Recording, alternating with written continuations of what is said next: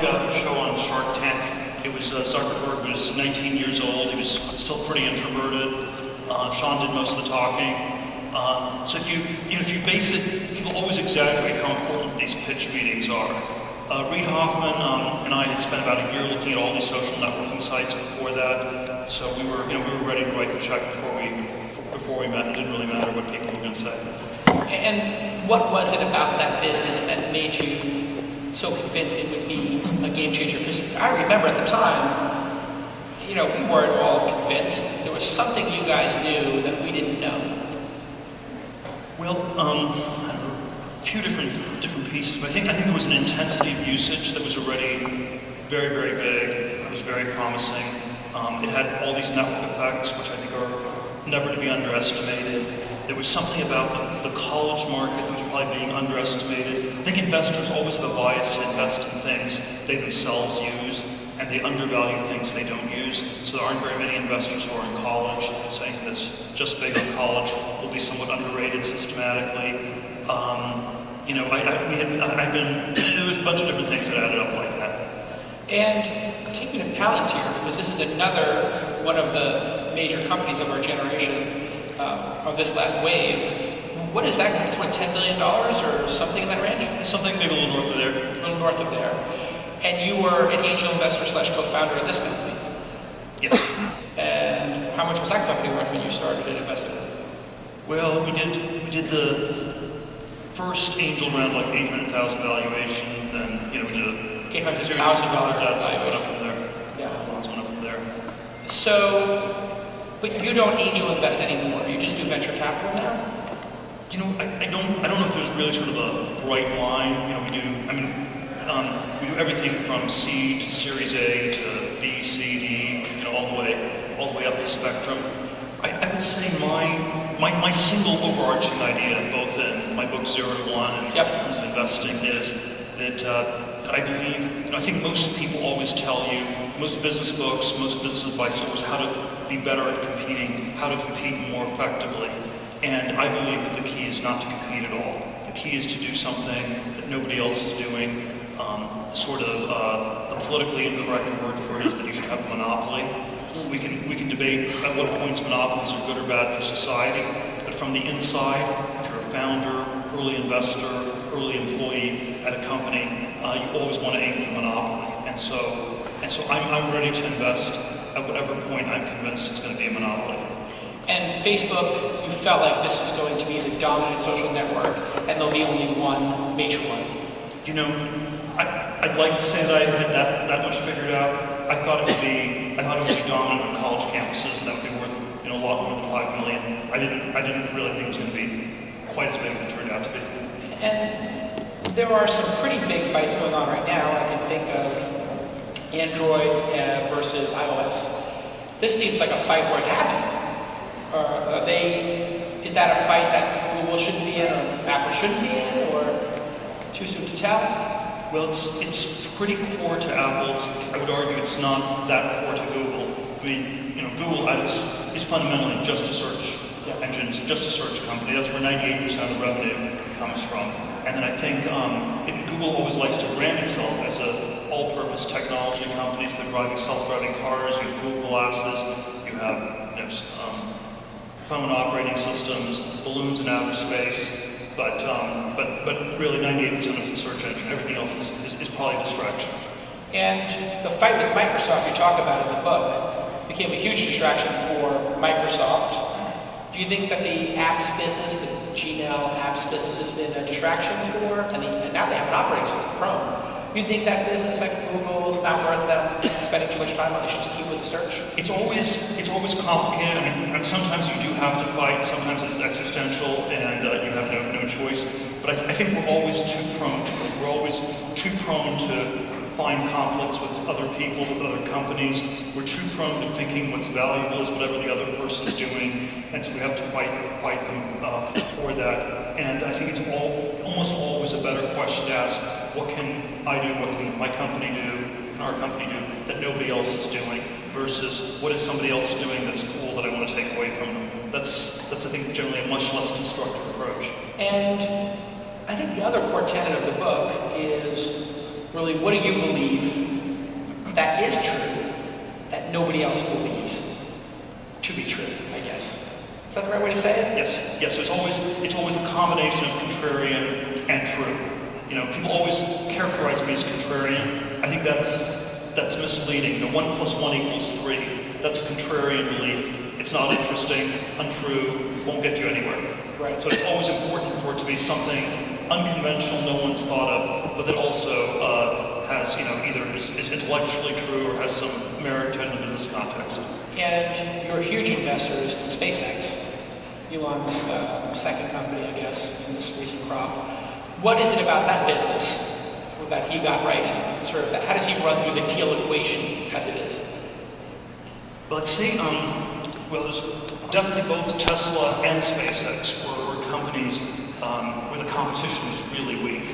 So you were competing with these decrepit car companies in the U.S. that had barely innovated in 50 years.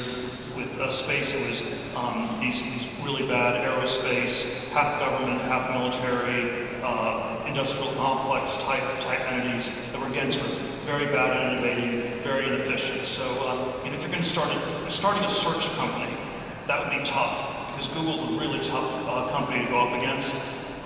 Going up against General Motors, going up against Lockheed, you're at least picking pretty weak competition, and that was an important strategic thing to get right early on. And there were a lot of challenges in building these companies, but that part of the strategy, I think, is very underrated. And the fact is, nobody believed electric cars were going to be viable, or very few did. I remember a conversation I had with Elon in summer of 2008, and I asked him, when was the last successful car company started in the U.S.? And the answer was a Jeep in 1941. And so it was sort of the glass half full, glass quarter full version was it was about time after 67 years. How do you feel about where Tesla's gotten as a company? And where do you think they're going to go? Well, it's been an incredible success. I would never bet against Elon in anything. So I think that's sort of hard rule number one. It's probably, if you sort of ask what is it that the innovation, what's been the innovation in SpaceX or Tesla? There are many different forms innovation takes. The most common one we're used to is sort of you launch something and then you iteratively improve. It's sort of this continuous improvement model. We occasionally have a modality of innovation where you have a big, brilliant breakthrough, like maybe Bitcoin, where someone worked on it in a closet for 10 years and then released this amazing discovery to the world. But I think there's another modality of innovation that's very underrated, is what I describe as complex coordination, where you just take a lot of different pieces and the innovation is to combine them in a new way. So if you ask, what is new about SpaceX rockets or Tesla cars? All the components already existed, at least in the initial designs, and the critical thing was to pull them all together in a new form. And that sort of vertical integration is somewhat capital intensive, which is why it's quite hard to get it financed, but it's done very little. And then once it's done, it's something that tends to get underrated. I think Apple's iPhone, the first smartphone that really worked, is another example of complex coordination. And when people write biographies on Jobs, it's like, well, he was a jerk, and that's the most interesting thing. And what really is interesting is how was he able to motivate all these people to build this completely new product? And it was that you could do something incredible, not by inventing any specific thing that was new, but bringing all the pieces together in just the right way. And that's what the iPhone represented. That's what Tesla represents with cars, or SpaceX with rockets. And what is the, no pun intended, the trajectory of SpaceX, do you think? Because he's now gotten to space many times, got to the space station many times, and he's almost landed the reusable rocket. He's tried twice, and it's apparent he's going to get it, and that's truly innovative. Yes, well, I think having built this vertically integrated rocket company, it's now possible to innovate on that in ways that would be much harder if you had this super complicated subcontractor, sub-subcontractor system where all the components are bespoke and you can't innovate on the whole thing. So having integrated all the pieces, you can innovate. If they get to reusability, that's an enormous breakthrough because it would cut costs, 70, 80%. Cutting the cost of 70 to 80% to get to space. Sure. If every time you flew an airplane, you had to throw away the airplane, air travel would be kind of expensive. Yeah, a magnitude more. Well, let's talk about some of the other people that you had at PayPal, because I think what's fascinating is you were responsible, I believe, you weren't responsible for hiring Elon, you were responsible for merging PayPal and X. But you hired Reid Hoffman, David Sachs, Jeremy Stoppelman, Dave McClure, I think I fired. Who else? We had Chad Hurley and from YouTube. We had a slew of talented people. How was it the experience of working at PayPal create that group of people? Was it just a moment in time? Or was there something about the selection criteria which you used when you were how many years old? How old were you at that time? I was 31 when I started it, 35 when eBay bought it. The PayPal period was a very compressed 4 years from start to the eBay, less than 4 years from when we founded the company to when eBay acquired it. I don't know, I think it was probably a combination of different things. I think it was a relatively entrepreneurial, somewhat chaotic culture. We had a lot of very strong personalities. I think a lot of companies bias towards having people who sort of more just drink the Kool-Aid, and there's sort of pluses and minuses to both. You'll have a more smoothly functioning company. You'll maybe have less dissent when things are going wrong. So we were sort of less smoothly functioning, but a lot of people did feel ownership of the product and would raise their voices quite a bit if they felt things were off track. Certainly, in retrospect, 2002, 2003, 2004 were very good times to start new companies. It was sort of a contrarian time to start an internet company. Sort of the macro timing was quite good. But I would also say that the overarching lesson you learned going through a business like PayPal, which had a lot of challenges but ended up succeeding, the high-level lesson was you can build a great company, but it's hard. And I think the lesson you learn inside of most startups is very different. If you're at a startup that fails, you will learn the lesson it's impossible to build a great company. You should try something less ambitious the next time around. If you're at a startup where things work too easily, which I think was the way most people say at Microsoft or Google would have experienced it, you learn the lesson that it's actually easy to build a great company. And hard is somehow better than easy or impossible, because if it's easy, you don't need to work hard. If it's impossible, there's no point in working hard. And so easy and impossible converge to not working hard. Hard tells you should have to work hard. And of that whole group, who do you think, they're all kind of your children, so it's a really hard question to ask, but which one impresses you most of that cohort, and why? Or which ones impress you a lot? I don't like ranking people this like. Yeah. But look, I think Elon's super impressive because he's done something outside the IT space. Right. And we're sort of in a world that's dominated by IT, by innovation in the world of bits, much less in the world of atoms. And I think that is what makes Elon uniquely charismatic, because we do have a sense that it would be good if we're doing a little bit more in atoms and not everything in the world of bits. That being said, I also think it's quite hard to do things in the world of atoms rather than bits. On the Founders Fund side back in 2007, we thought we should start doing more in biotech, more in transportation, all these sort of futuristic sci-fi like technologies. Maybe 20 to 25% of the capital's been invested in that. 75 to 80% is still IT, and there are a lot of very deep reasons why those kinds of businesses tend to work better, and why it's actually quite rational for most people to focus on those. And what have you learned about venture capital? Now that you've been doing it for so long. Haven't you ever? Fund 4 maybe? Fund 5. Fund 5 now. 10 plus years.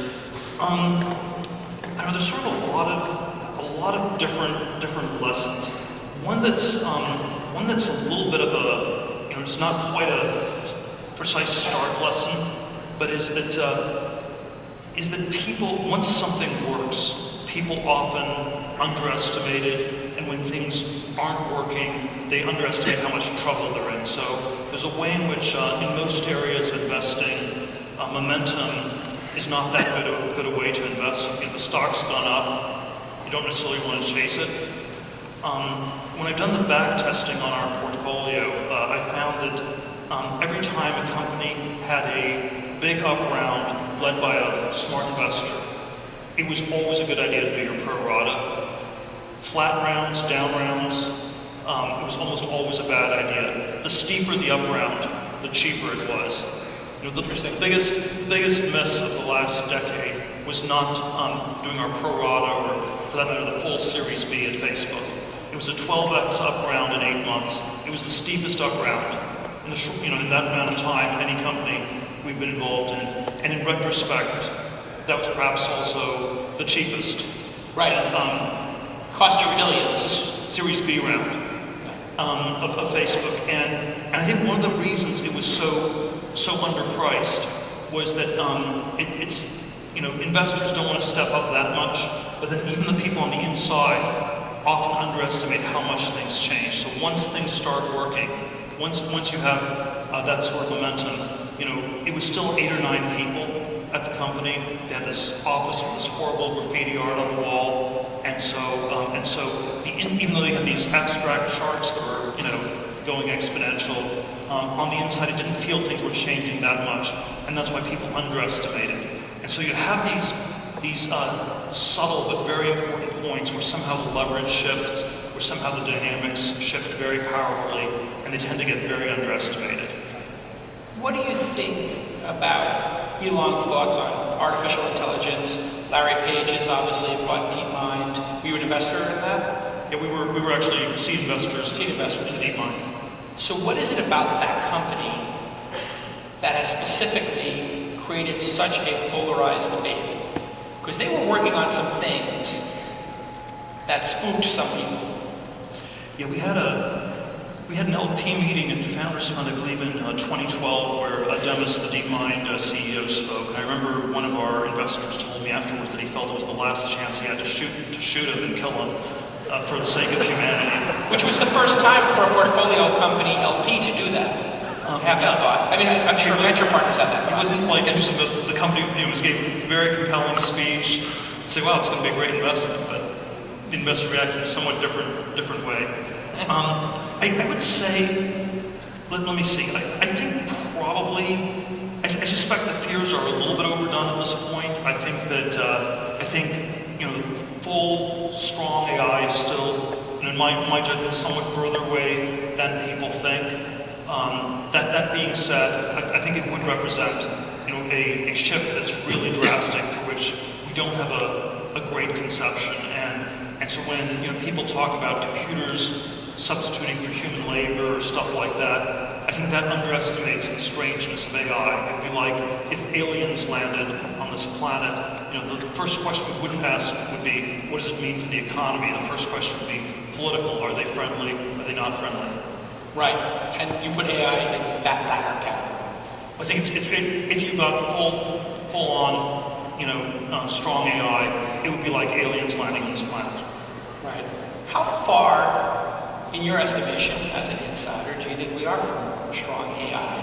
Is it something we're going to see in our lifetimes? I mean, this self-driving car, we keep talking about it's 2 or 3 years away. For the last 2 or 3 years, feels like 10 years away maybe. Where do you think we are with AI and even backing into the self-driving car? I'm curious. I'm going to disagree with the premise behind that question. I think the premise behind the question is that there's this future that's out there and there are these things that will happen in the future. It's sort of like the ray curves while the singularity is near, and we have these exponential curves that are just happening, and all that we should be doing is eating popcorn and watching the movie of the future unfold. Right. And I think, I think it's too hard. It's hard to know what's going to happen, but it's the wrong question, because I don't think the future is fixed. And I think what matters is a question of agency. And so, if we decide to work on it, I think we could build it. If we don't work on it, it will never get built. It's going to get built. It's going to get built. Larry didn't buy it to shut it down. If everybody thinks it's going to get built, then nobody will feel like they need to do it, and then nobody will build it, and it won't get built. Okay. I feel like I'm playing chess against But Kasparov. it's always an agency question. And Okay, you know, but so, hold on a second. and we shouldn't think of the future as this thing that's out there. It's the Yes. question that one should ask, especially as an entrepreneur, early founders, what is the future you want to build? Right. And then that's a future you should try to work to make happen. What if the person who builds that future, however, maybe doesn't have the same regard for humanity or trying things, or what if they're just a little cavalier or immature? What if the person who decides, I'm going to try strong AI is a group of Pakistani students who get flipped and start working for ISIS or something like that? It sounds crazy, I know, but so did 9/11. I mean, this technology is not going to be reserved just for Stanford grads. What if it gets co-opted and people start to realize, cyber terrorism is step one, and maybe some strong AI to disrupt the world is another? Well, look, I'm not a technological utopian. I don't think technology automatically makes the world a better place. I think there has been a powerful negative story about the world, at least since Hiroshima 1945. Maybe you can go back even further. But I think one of the reasons our culture at large is so anti-technological. And, the easy way to see that our culture is anti-technological is to just watch all the science fiction films. And they're all about technology that kills people, that doesn't work, that's dystopian, and the future's some combination of Matrix, Terminator, Avatar, Elysium. And I watched the Gravity movie a year or so ago. You never want to go into outer space. You want to be back on some muddy tropical island somewhere. And I think there are, I don't like this pessimism about technology, but I respect that there are reasons that people have it, and I think they go back to all the problems of the nuclear age. So I think it's part and parcel of that. I'm hopeful. I'm somewhat hopeful that the really crazy people are too incompetent to do things, but it's not absolute. Yeah, the crazy people have their moments, but you're generally right. The criminals tend to get caught because they're stupid. But it's not absolute. But it's not absolute. We can't put that on the absolute Founders Fund list.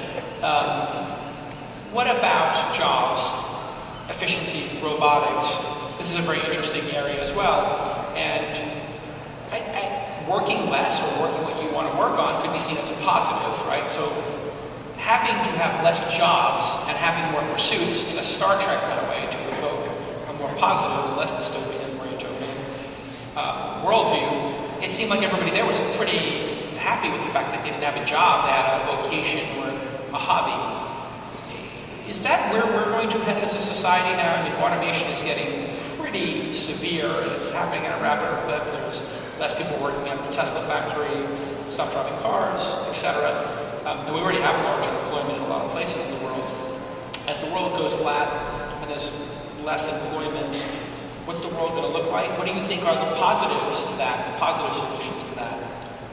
Well, let's see. I do think people have been too worried about technology replacing jobs for a long time. I mean, you had the Luddites in the 19th century where you were worried that, there'd be nobody left to work in textile factories and try to break the machinery. And it turned out that a lot of the automation and productivity gains freed people up to do other, more productive sorts of things. So I think if we had enormous productivity gains, enormous GDP growth, it might not be perfectly evenly distributed, but if you had GDP grow by 4% a year, I think just about everybody would get better off. I think the challenge is actually that in most sectors, we're not having anywhere near those kinds of productivity gains. And so, automation, there's been a lot of automation in manufacturing, but you have to keep in mind that that's a smaller and smaller part of the economy. So even if we're improving manufacturing at the same rate as we were improving it 100 years ago, let's say we're increasing efficiencies 10% a year, that makes less of a difference if manufacturing's 15% of GDP versus say 50% of GDP, as it might have been something like 100 years ago. And what our economy is more dominated by today are service sector jobs, which actually have not changed that much. So people working in restaurants, people working as kindergarten teachers, people working as nurses or medical technicians. And this is actually why I think there's less economic growth than we think, because we've not actually figured out ways to really increase productivity in so many other sectors. So in general, people always frame the worry about technology. It's happening too quickly, it's too disruptive, it's too dangerous. And what I worry about is much more the specter of stagnation. Things are not changing quickly enough. We don't have enough growth. And then when you don't have enough growth, that's where I think you have real challenges. In a world without growth, everything becomes a zero-sum game. I'll only get ahead by you falling further behind, and that becomes a much nastier world. When you look at the various sectors you're investing in, which one do you think has the most potential, in the coming years? Healthcare, robotics, AI? I'm always skeptical of sectors and trends. People always ask me, what are some trends that I see happening in the future? And I never like the question because it's like a nonprofit. I don't think the future is fixed in that sort of way. But I also think, at this point, I think all trends are overrated. And so, healthcare, IT, education, software, somewhat overrated. SaaS software, pretty badly overrated. If you hear the words big data, cloud computing, you need to run away as fast as you possibly can. You just think fraud and run away. And the reason you want to be really careful about these buzzwords, so if I said, I'm doing building a mobile platform for SaaS enterprises to do big data in the cloud. And if you have sort of like a proliferation of buzzwords. Can you introduce me to that company? I know you will invest without asking any questions. If you're investing in this. I'll have to call you collect.